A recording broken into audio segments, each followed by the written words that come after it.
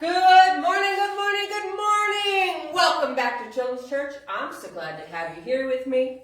And all this August, we're talking about apostles at work.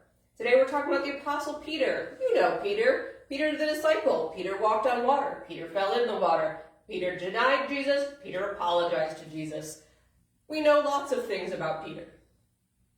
This is about Peter being thrown in prison by Herod during the time of unleavened bread, also known as Passover. So Peter was kept in prison, but prayer was being made earnestly to God for him by the church. So, I don't remember what city we're in. Oh yes, I do.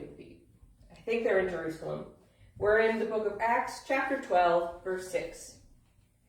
On the night before Herod was to bring him out for execution, Peter, bound with 2 chains, was sleeping between 2 soldiers, while sentries in front of the door guarded the prison.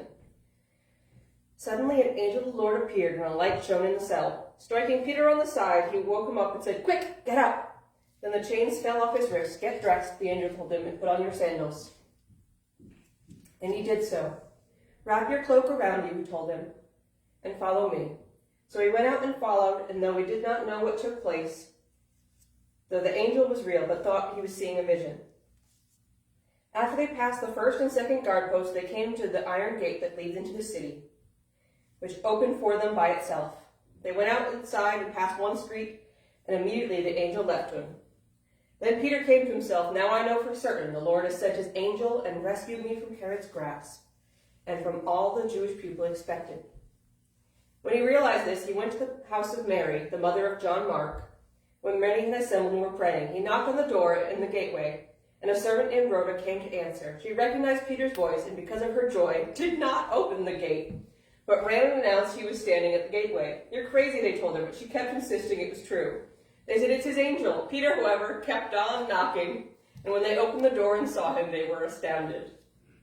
Motioning to them with his hand to be silent, he explained to them how the Lord had brought him out of prison. "Report these things to James and his brothers." Then he departed and went to a different place. At daylight there was a great commotion among the soldiers as to what had become of Peter. After Herod had searched and did not find him, he interrogated the guards and ordered their execution. Then Herod went down from Judea to Caesarea and stayed there. Okay, so here's my favorite points of the story. 1, they arrested Peter for no good reason, really. It was like a political maneuver by Herod because it made certain people happy. He was like, "Oh, this seems great. What a terrible reason to kill someone." So Peter's in jail, waiting to die.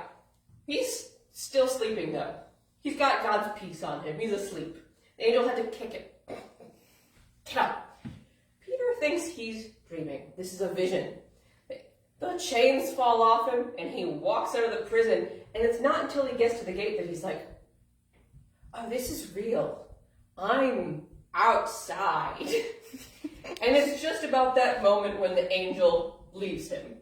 I guess the angel was like, "All right, he's come to. He knows it's real. Let's go." So I love this part of the story. So he goes to John Mark. It's John Mark's mom's house. It's one of the disciples. So she was also a disciple of Jesus. And he knocked on the door, and the servant recognizes his voice. Her name is Rhoda. You know, I love when someone in a story has a name, not just the servant. Her name is Rhoda. She's so excited to hear Peter's voice that she forgets to open the door. She runs and tells everyone, and no one believes her. They're like, oh no, it's Peter's ghost. So she drags them down, and Peter's just standing there. They finally let him in. They're overjoyed. And I think it's a really interesting thing to think about, that sometimes God gives us what we've been praying for earnestly.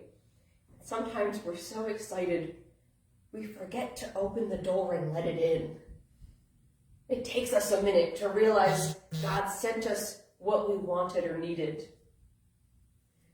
I think Rhoda is a good example to all of us, but it's also very funny. But Peter was making such a name for himself that it was a political move to throw him in jail. He was telling everyone he could about Jesus. And when they tried to stand up and hurt him, an angel of the Lord came and got Peter out of there. What a wonderful story There are parts of it that makes me laugh, part of it that gives me so much hope for the things that God can do. That's this week's lesson in Apostles at Work. We'll be back next week with a different apostle and a different lesson, and I'll see you guys then.